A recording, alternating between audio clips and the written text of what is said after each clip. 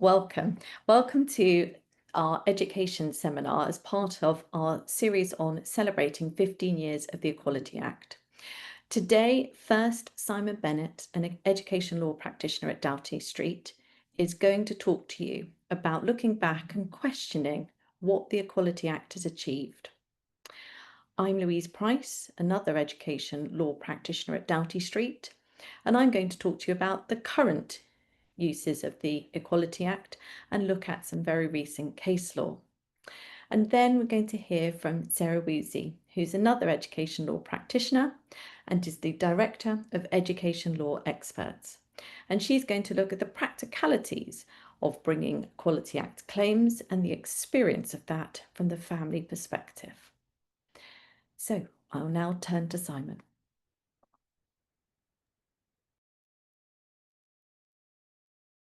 Thank you, Louise. To kick things off, I'll be looking at the Equality Act's achievements, such as they are in its first 15 years of existence, and the lens through which I'll be looking at it is encapsulated in the following question. Next slide, please.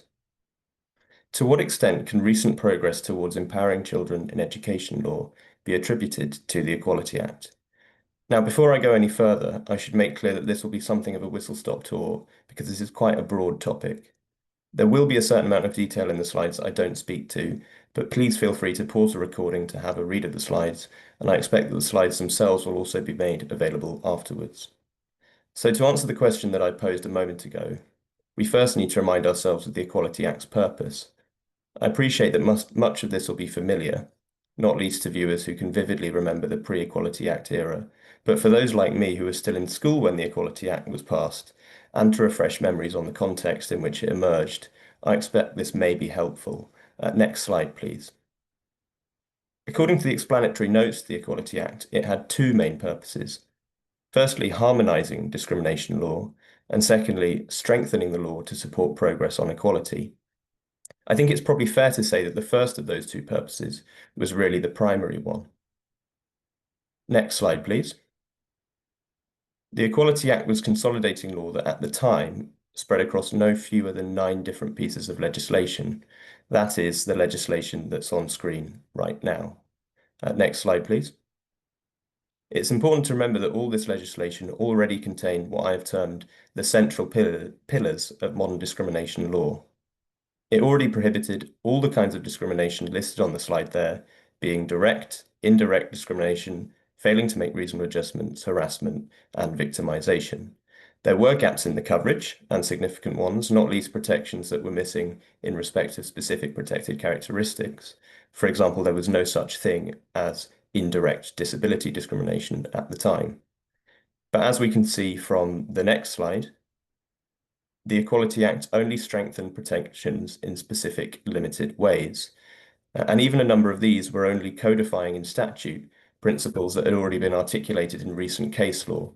So I've not mentioned this in the slide, but the EAT had already held, for example, in Attridge Law and Coleman, that the Disability Discrimination Act 1995 should be interpreted as encompassing associative disability discrimination.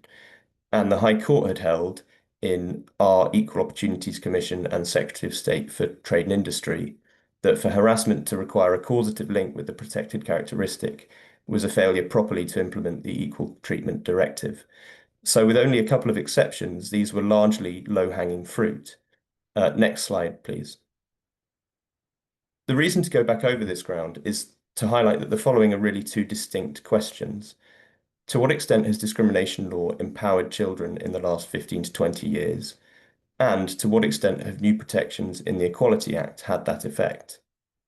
I'll be running through 3 important areas in which discrimination law has been used to empower children in recent years, those being the areas listed on the slide. And what's most notable about this is that much of it owes nothing to the new protections in the Equality Act. Does that mean that the Equality Act hasn't gone far enough in empowering children? Now, that's not a question I'll be trying to answer, but I do think it's something worth pondering as I go. Next slide, please. Turning then to the first area in which discrimination law has been used to empower children in recent years, this is admissions, and in particular the landmark Supreme Court case of JFS from 2009. Next slide, please. I provided a summary of the facts in this slide, but in short, the case concerned a voluntary aided Jewish schools oversubscription policy, which was to give priority to children recognized as Jewish by the office of the chief rabbi. The key criterion in that policy was descent, specifically descent from a mother who either was Jewish by matrilineal descent herself or had converted to Judaism before the child's birth in a manner recognized by the OCR. The claimant's son was refused a place because his Italian mother had converted to Judaism in a manner not recognized by the OCR, and he sought JR, claiming that this was either direct or indirect race discrimination under the relevant provisions of the Race Relations Act 1976. Next slide, please. At first instance, the High Court held that the school's grounds for refusal had been religious rather than racial, and so within a lawful exception in the Equality Act 2006. However, the Court of Appeal allowed the claimant's appeal, and the Supreme Court subsequently refused a further appeal by the school. The decision was reached by a majority, with the Supreme Court divided on whether the policy discriminated on religious or racial grounds. But the leading judgment of Lord Phillips emphasised that the key questions were, firstly, what factually was the reason for the difference in treatment, and secondly, was that reason a racial one? This was distinct from the school's motive for applying the policy, in this case held to be the benign one of adhering to Jewish religious law, which was irrelevant. Lord Phillips held that the reason was plainly the child's descent, which traced ethnic origin, as even a mother who converted in an OCR-compliant way acquired Jewish ethnicity by doing so, and as such ethnicity was ultimately the policy's focus. It was noted that the school was indifferent to a child's own religious beliefs or practices, provided they satisfied the matrilineal test. The policy was, therefore, directly discriminatory on grounds of race. Next slide, please. The case was significant in that it showed the court's willingness to intervene to use discrimination law to ensure that children are not unjustly denied admission to the school of their or their parents' choosing, even if this means grappling with issues that might make the courts feel some discomfort. It was therefore a step forward for families' autonomy in this regard. A factually similar case, which I've mentioned in the slide there, in Northern Ireland in 2021, OV, saw the High Court, citing JFS, hold that an all-boys schools admissions policy, which favoured children whose fathers had attended the school, was indirectly discriminatory on grounds of race. This time the policy was held to be apparently neutral, but to put those not of Northern Irish national origin at a particular disadvantage, since they were more likely, or less likely rather, to have had a father who attended the school. As significant as these cases are in upholding families' autonomy to choose the school that they wish their child to attend, it's important to emphasise that these cases do not owe anything to the Equality Act. JFS predated it, and OV being a Northern Irish case was decided under the Race Relations Northern Ireland Order 1997. In any event, these cases were decided on established principles which the Equality Act did nothing to alter. So this is one way in which discrimination law has been used to empower children in recent years that cannot be credited to the Equality Act. Next slide, please. The next area that I'm going to discuss, in which significant progress has been made to empower children using discrimination law, is this line of uniform and hairstyles cases. Next slide, please. Although there was previously case law brought under Article 9 and A1P2, which I'll touch on very briefly in a moment, the first key discrimination case in this area was Watkins Singh in 2008, which concerned a claim that a uniform policy which prohibited a Sikh child from wearing a Kara bangle was indirectly discriminatory on grounds of religion and race. The claim succeeded, with Mr. Justice Silber holding that where a pupil was forbidden from wearing an item that was a matter of exceptional importance to their racial identity or religious belief, and where wearing that item could be shown objectively to be of exceptional importance to their religion or race, the uniform policy in question would give rise to a particular disadvantage. Significantly, Mr. Justice Silber held that there was no need to show that the item was a strict requirement of their religion. That would set the bar too high. As to justification, he held that the school couldn't justify its approach because the Kara bangle was very small, was unostentatious, and so prohibiting children from wearing it was not proportionate. It was not a good reason not to grant an exception for a Kara bangle, that the reason for prohibiting it had been clearly communicated to pupils, nor was it that the school were concerned that granting an exception may expose the pupil to bullying. So we see here courts willing to undertake quite granular assessments of uniform policies and applying detailed scrutiny to their application to the benefit of pupils seeking to manifest their religion. Next slide, please. In 2011, broadly the same approach was extended significantly to uniform policies that prohibited certain hairstyles, with the argument being that such prohibitions were indirectly discriminatory on grounds of race. In Gian, head teacher and governors of St. Gregory's Catholic Science College, such a claim succeeded, as it was held that refusing a school place to an Afro-Caribbean pupil who was unwilling to comply with a policy which did not permit cornrows was indirect race discrimination. What's perhaps most significant about this case is that Mr. Justice Collins held that Watkins Singh had in fact put the threshold to prove particular disadvantage too high. There was no need to show exceptional importance or to place a gloss of any kind on the statutory test in relation to particular disadvantage. In this case, there was expert evidence that some people of Afro-Caribbean ethnicity, for reasons based on their culture and identity, regarded cutting their hair as wrong and required it to be kept in cornrows. That was sufficient to establish particular disadvantage. On justification, the policy fell down on proportionality, allowing an exception in relation to cornrows, where there was a genuine cultural reason for doing so, wasn't the thin end of the wedge, wouldn't undermine the policy as a whole. There was no difference in principle between religious reasons justifying non-compliance and reasons linked to the culture of particular ethnic groups. This was therefore a hugely significant case, which had a lasting impact.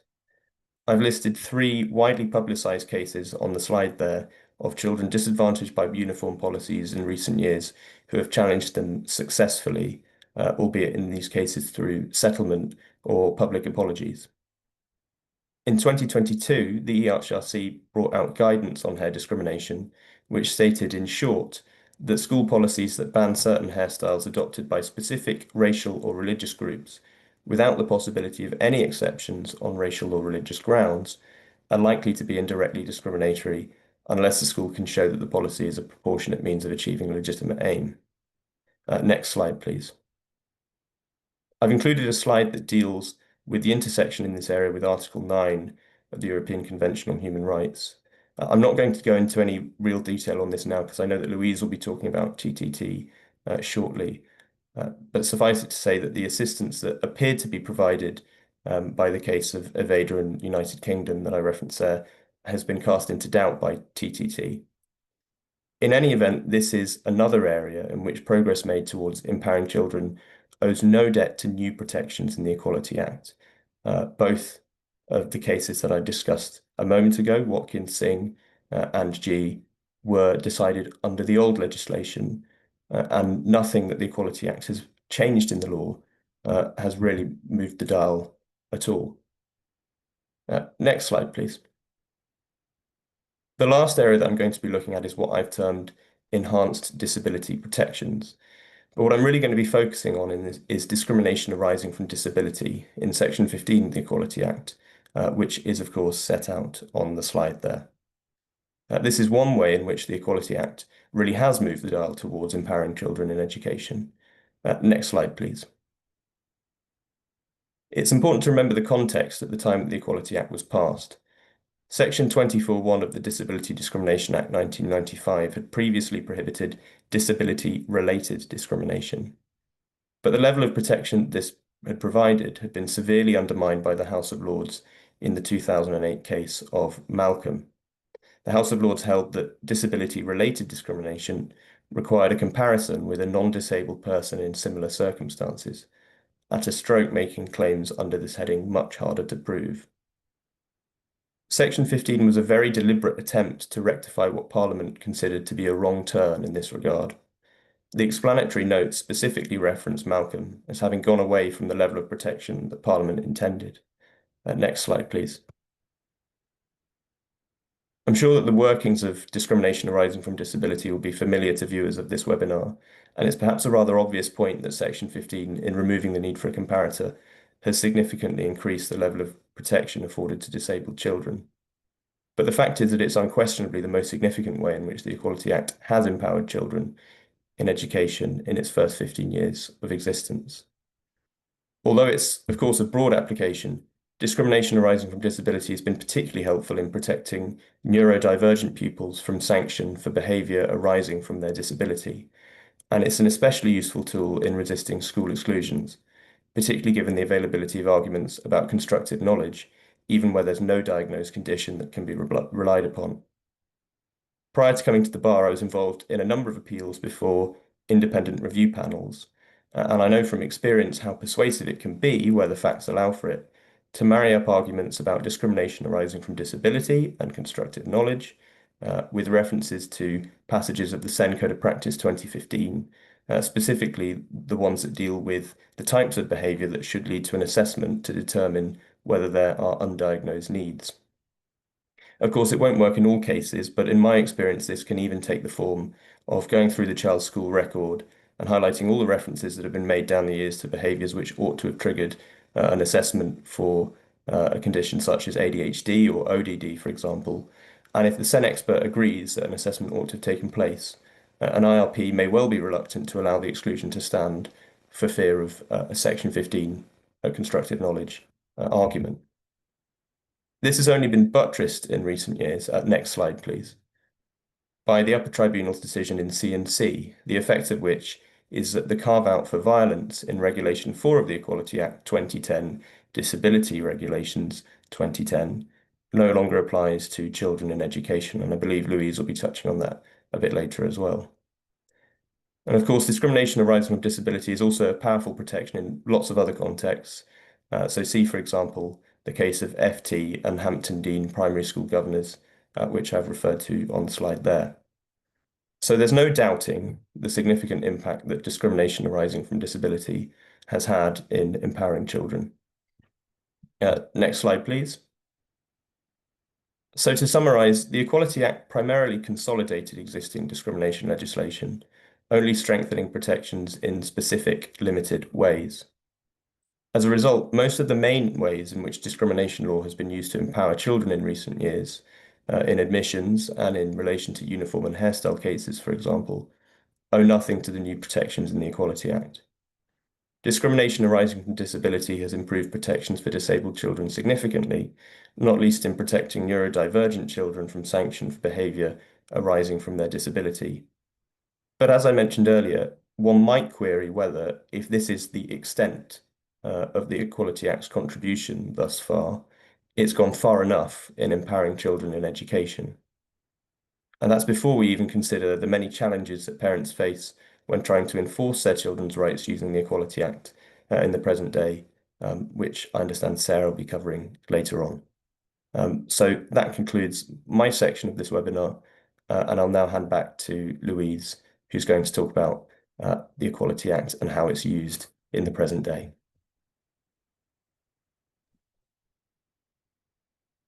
Thank you very much, Simon. Well, I'm going to look at current uses rather of the Equality Act.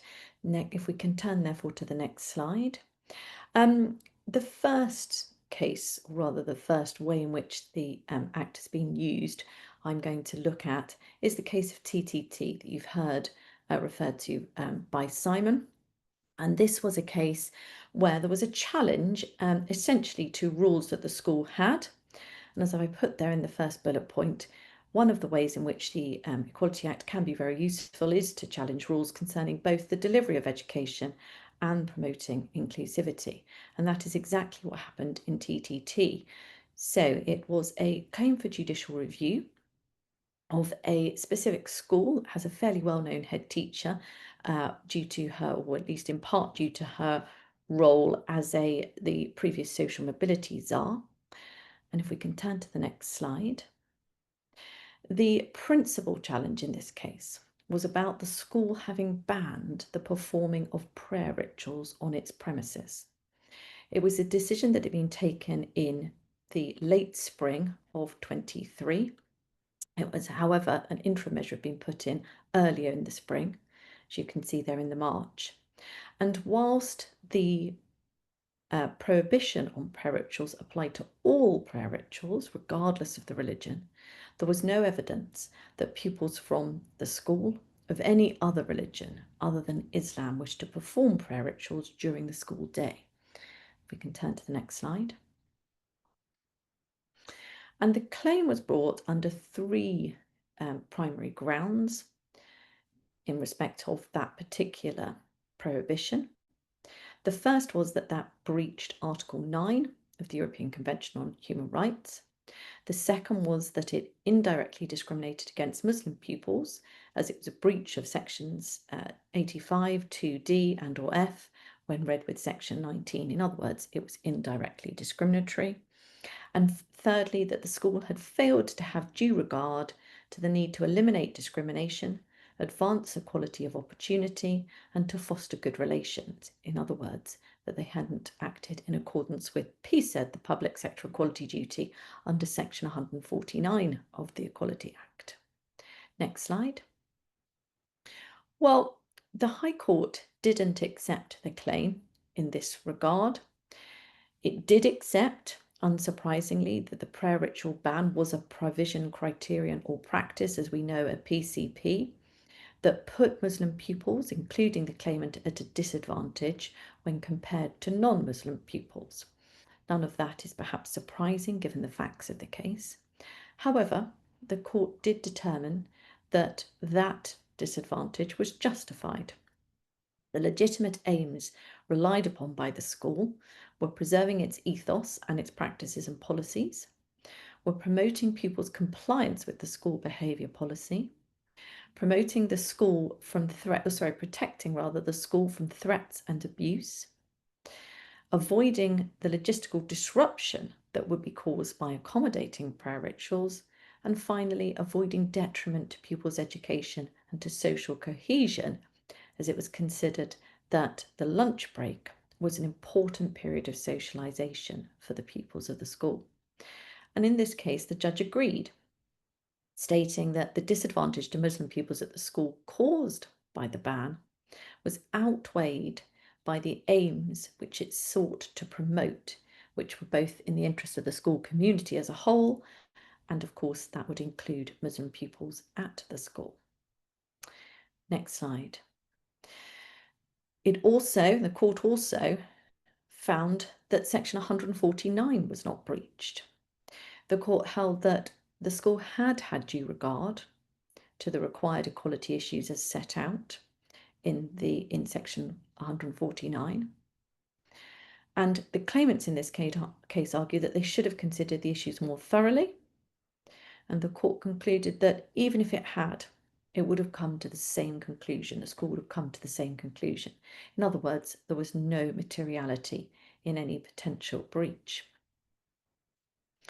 Next slide. So what does this case show us in terms of the potential protection and use of the Equality Act?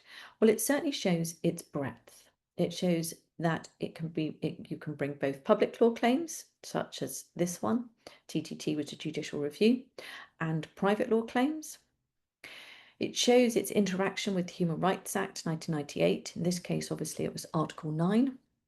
And such Human Rights Act cases or claims or grounds in a judicial review obviously often very frequently sit alongside the Equality Act grounds.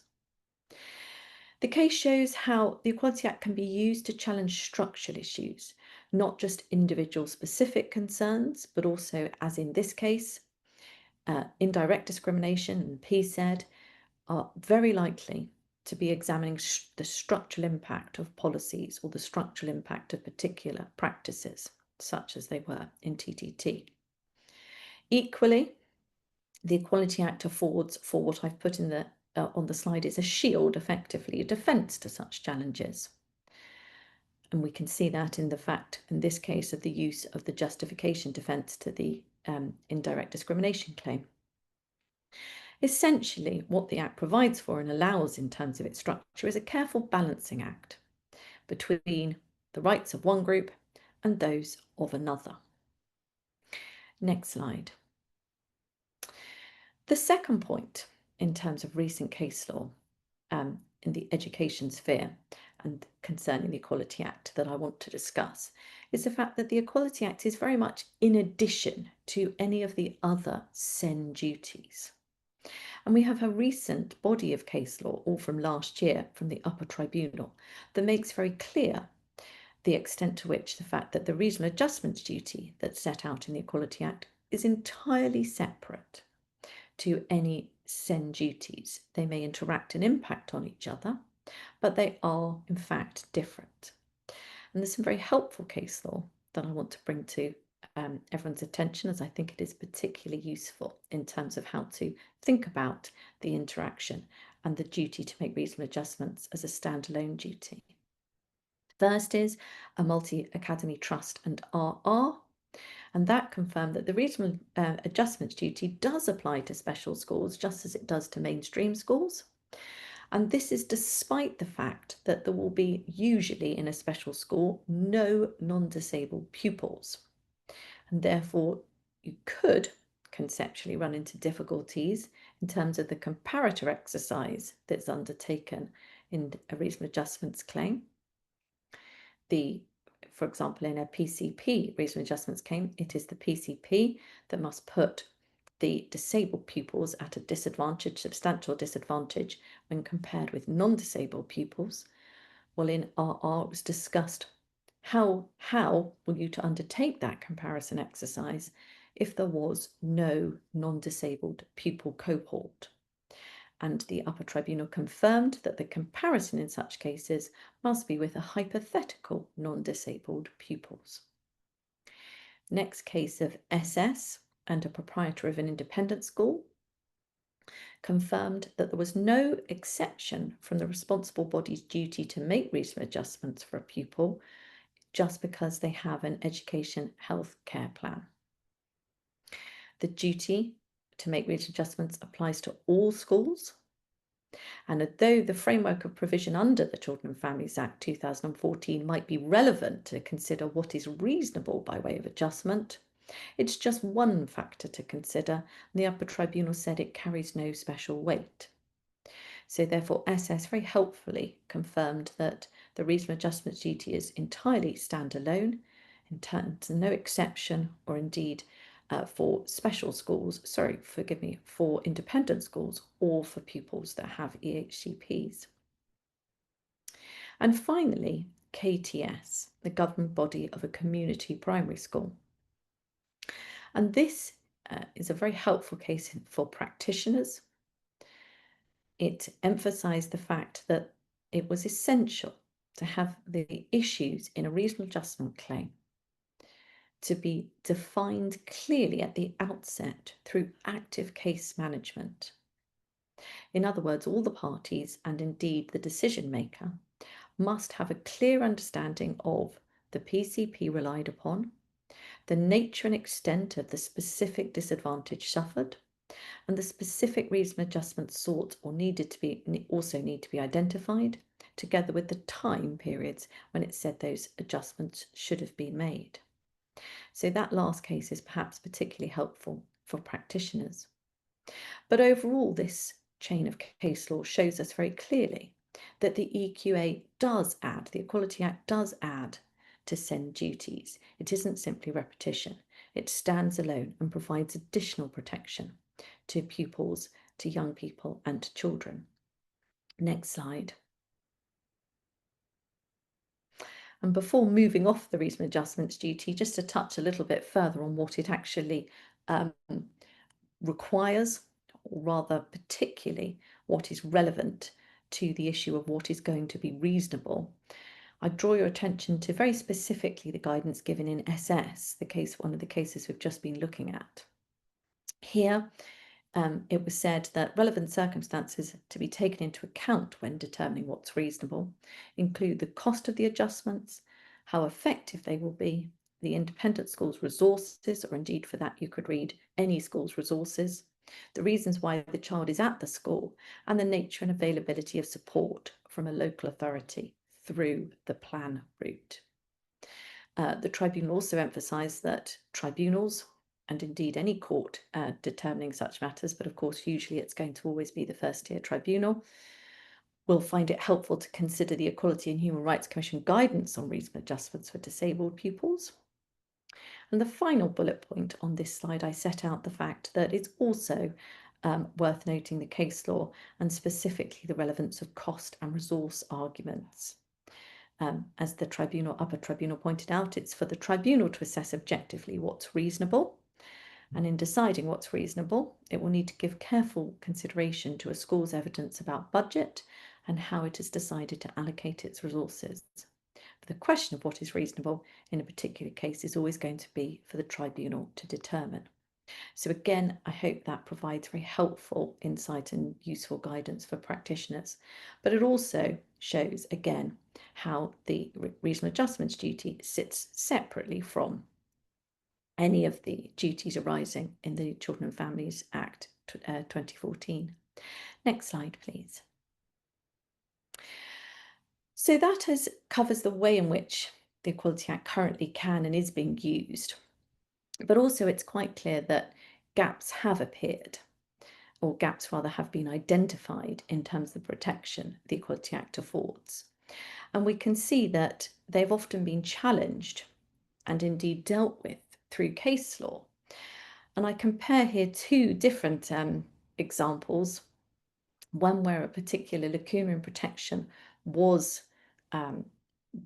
covered by the case law and one where it was not covered. The first you've already heard referred to by Simon. It's Regulation 41C of the Equality Act 2010 Disability Regulations. And that states that a tendency to physically or sexually abuse others is not to be treated as amounting to an impairment for the purposes of the test under the Equality Act for who is disabled. However, in the case of C&C, and this is obviously a slightly older case, that was found to be a breach of the child's rights and convention rights under Article 2, Protocol 1 and also Article 14, and therefore it was either could be disapplied to the extent that it applies to children in education or read down in accordance with Article 3 to make it compatible with the European Human Rights Convention. So that's a good example of where case law has managed to effectively step in to provide or ensure and interpret the statutory framework to ensure good coverage of children's rights. However, the case of AA and CC and the Secretary of State for Education 2022 shows that case law doesn't always ensure complete protection or that rights are sufficiently protected. In this case, for example, you have the circumstances where, of course, first-tier tribunals do not have a power to award damages. That was challenged on the basis of being discriminatory under Article 14 of the European Convention. However, that challenge did not succeed, and it was found that the statutory framework concerning bringing those claims was lawful. Next slide.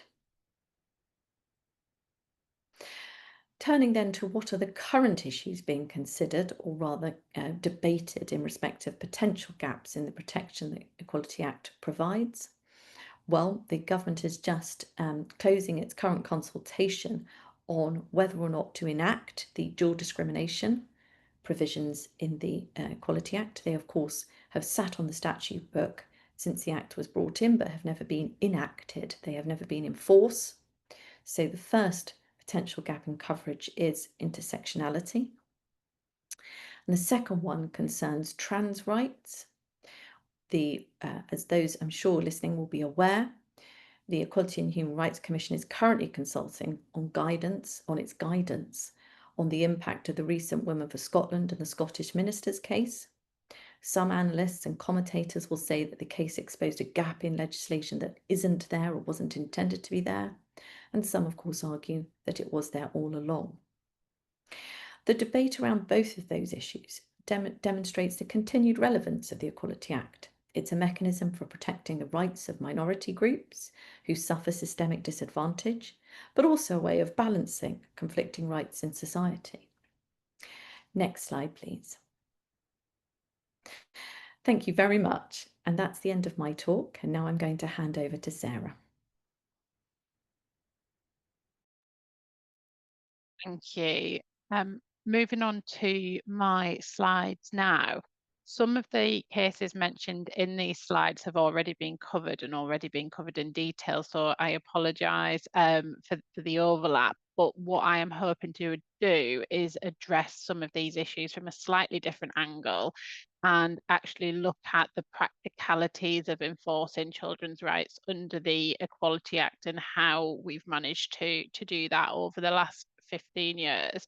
I think the summarized version, and spoiler alert, is that it's not as easy as what we might hope on occasion. Next slide, please. So in 2018, the Equality and Human Rights Commission reported to Parliament, and at that point, they addressed some of the limitations around exactly this issue and answered the question that we are looking at today in terms of how effective the Equality Act was at that point in terms of enforceability of rights. One of the things they said was that as an enforcement of equality rights is ultimately based on civil litigation, and therefore it is dependent upon the actual accessibility of the justice system. So many of the difficulties actually accessing the justice system in itself then impede the ability to enforce rights under the Equality Act itself. Areas of concern that were flagged included the complexity and expense of litigation, as well as inadequate remedies. Also, between 2010 and 2018, we had LASPO, the 2012, which significantly limited legal aid.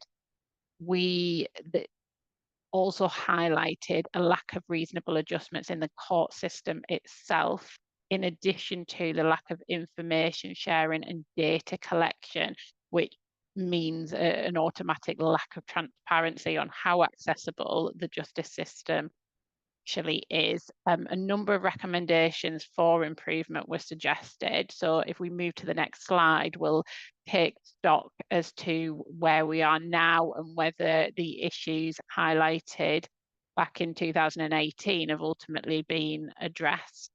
In terms of a summary of where we are now, there remain different routes of enforcement alongside different legal procedures, depending on what breach somebody is alleging under the Equality Act. The availability of remedies, again, remains inconsistent as well, because that is dependent upon the actual legal procedure and the jurisdiction that you find yourself in. We will go into a little bit more detail later on that and what that looks like in practice. And again, people listening to this at this point will not be surprised to learn that the limitations on legal aid very much remain and very much do bite in these situations. However, there is a little bit of a shimmer of hope, and Simon's already mentioned the case of the RCWJ, which was actually extended legal aid to some advice and representation in independent review panel cases. So that's in relation to school exclusion.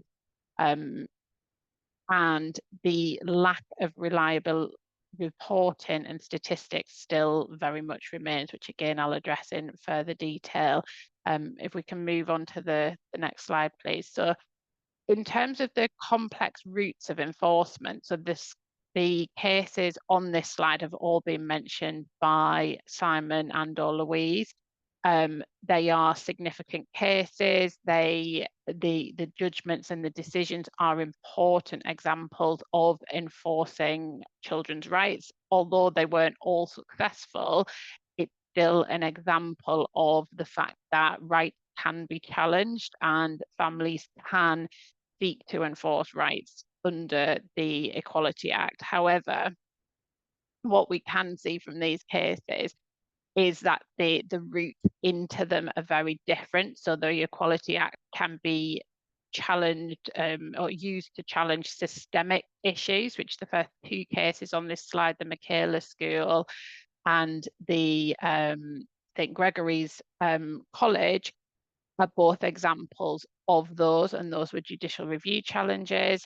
The latter two cases, in terms of the C&C case and KTS, were both started as send discrimination claims. They did proceed further than that, but ultimately they were dealing with very specific incidents of discrimination rather than overarching systemic issues.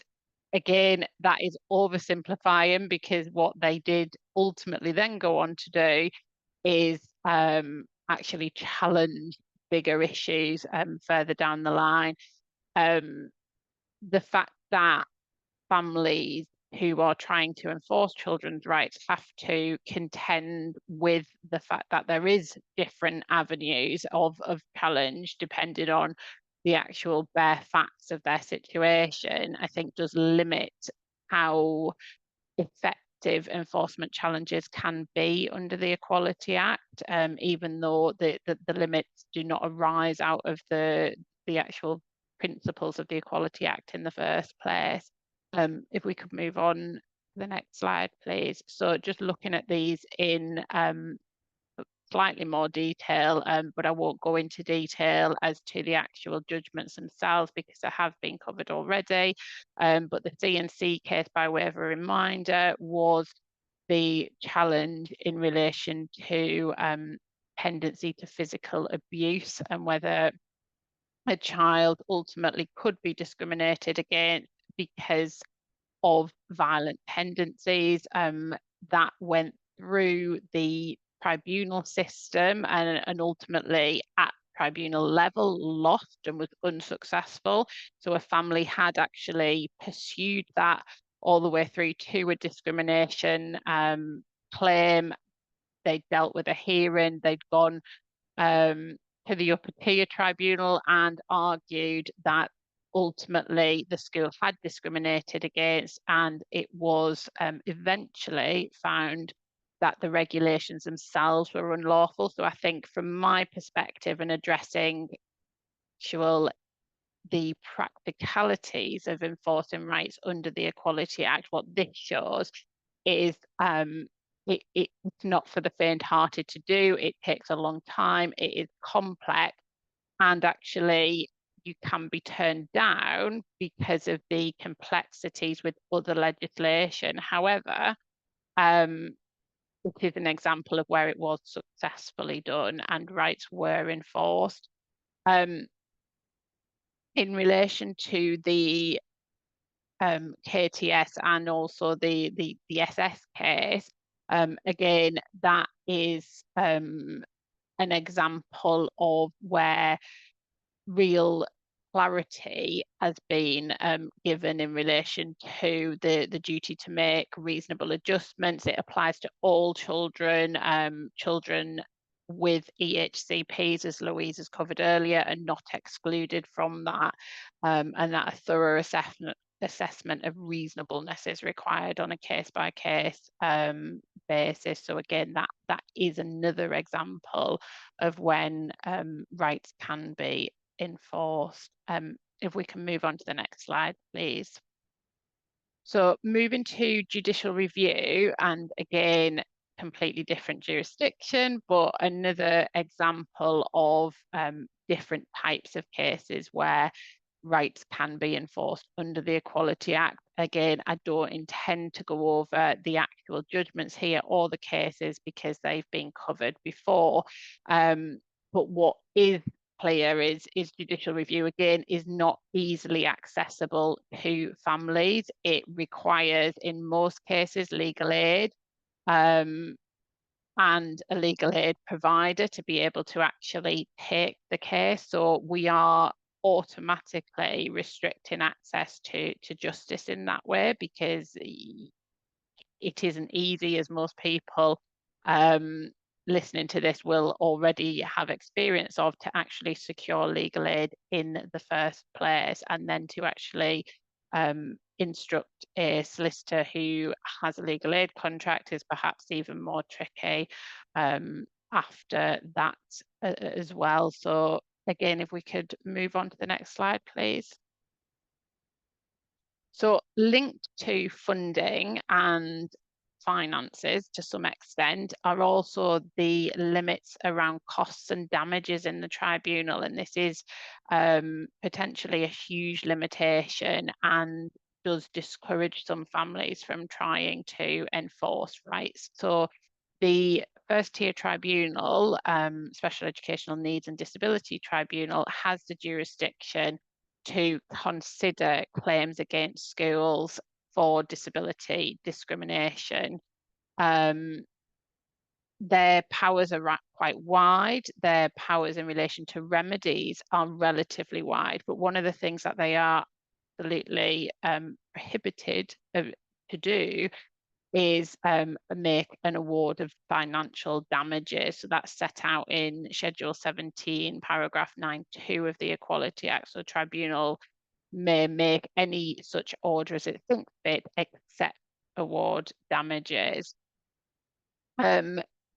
Linked to that, albeit separate, but it does link in the sense of a cost benefit analysis of taking these claims and whether people are going to be put off the actual ability to enforce rights, is the fact that the tribunal is also a no-cost jurisdiction. So although we use the phrase no-cost jurisdiction, there is a very limited cost power by the tribunal. So they can award costs. In practice, they do not do so, but if they do, then it has to be only in situations where a person has acted unreasonably in bringing, defending, or conducting proceedings.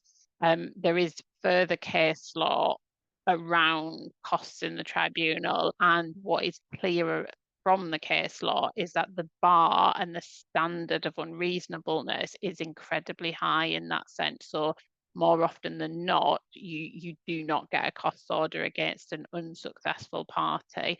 Of course, that does swing both ways, and it means that if meritless claims are brought, schools are defending claims that and potentially incurring costs which were not going to succeed in the first place.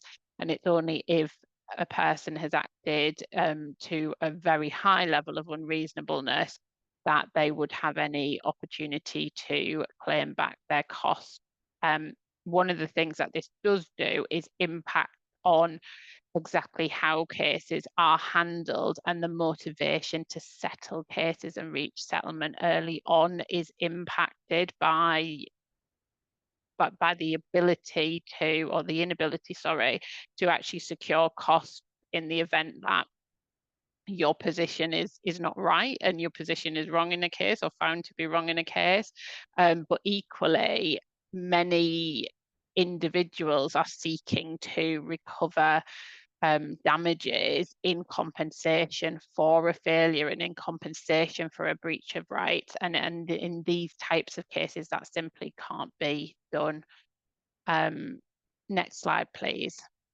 So just looking a bit more positively at some of the remedies, the Ashdown case did establish that legally binding orders are made from the tribunal. So at one point it was suggested that the tribunal's powers in relation to reinstatement of an excluded child from a school was limited to recommendations, but the Ashdown case established that this was not the case.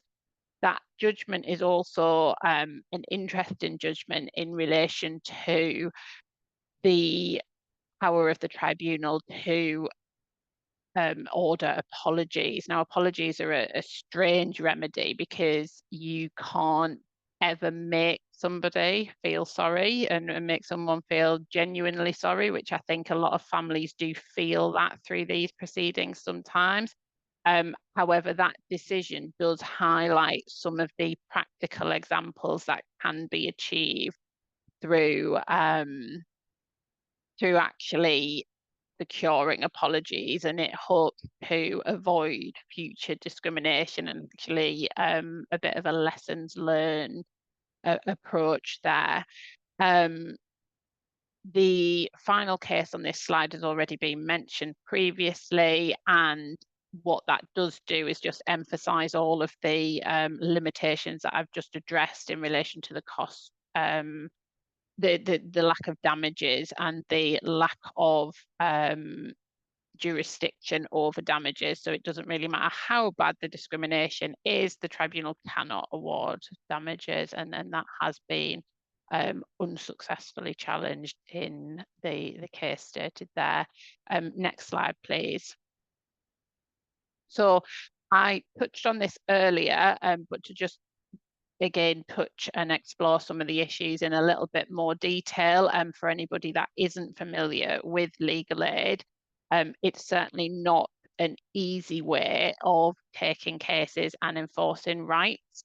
Legal aid for these types of claims is limited. It always means and merits tested. LASPO did reduce the scope of legal aid, initially required all initial legal advice to be accessed through a telephone gateway, CLA or civil legal advice as it was, it still is called. At the moment, that's not compulsory anymore.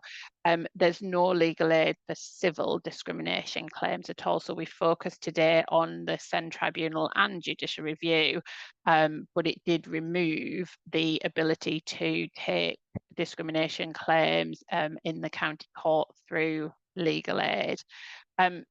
Judicial review and legal aid related to judicial review can often be available in the name of the child. The significance of that, and in terms of access to justice, is important. It's often done on the means of the child and the financial means of the child as well.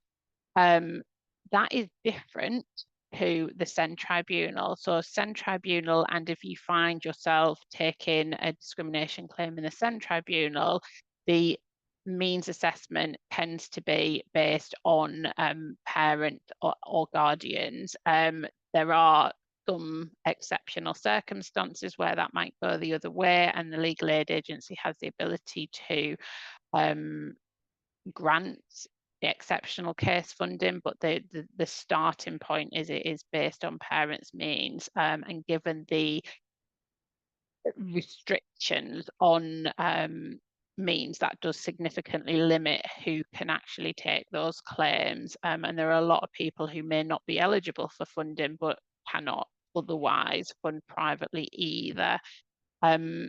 The last point, which is a bit of a success story for legal aid, is the case from this year, which established that legal aid could be granted for independent review panel hearings on the basis that Article 6 was or could be engaged. It was in that case. So again, it is an exceptional case funding scenario where an application would need to be made and actually satisfy the fact that Article 6 was in play in some way. And there was a discrimination issue, but ultimately it is the ability to do it is there now. Next slide, please. So the last point is really picking up on the Commission's observations and reports previously, which was the unreliability and inconsistency in the data of Equality Act claims. And if we don't have reliable data, it then obviously makes it very tricky to actually assess whether people are enforcing their rights, and if they are enforcing their rights, are they doing it effectively? The current situation is that there's still no data available on civil claims in the county court. Similar for judicial review, in the sense that although the numbers of cases and things like that are reported, there certainly isn't any data on how many judicial review challenges involve alleged breaches of the Equality Act. The SEN tribunal is slightly different in that they do track the numbers of claims going through them every year, and you can see from the slide that actually there is quite a marked increase in discrimination claims going through the tribunal. Still a tiny number in context of the actual number of cases that the tribunal is dealing with each year. So I think the number of send appeals going through the tribunal were last reported to be in the region of 21,000, whereas this is obviously a tiny number compared to that. So it is being used, rights are being enforced, but it is not without its challenges, and it's clear that particularly the tribunal is being used primarily for other purposes, which I think was ultimately its aim in any case. And there are potentially a number of reasons for that, including the fact that it's not easy to enforce rights. But ultimately, hopefully, what my slides have covered there is that the Equality Act has still helped to enforce children's rights, and it has still enabled a number of families to be able to do that with some quite significant results and cases over the last 15 years or so. That does bring us to the end of the presentation. So hopefully you have found that useful. And as I said, hopefully, I think what all of us collectively have established is that there has been a lot of progress, and the Equality Act has made a change for children's rights and enforcing children's rights under the Equality Act. But there probably is still further to go, and there are gaps in the actual existing framework still. Thank you.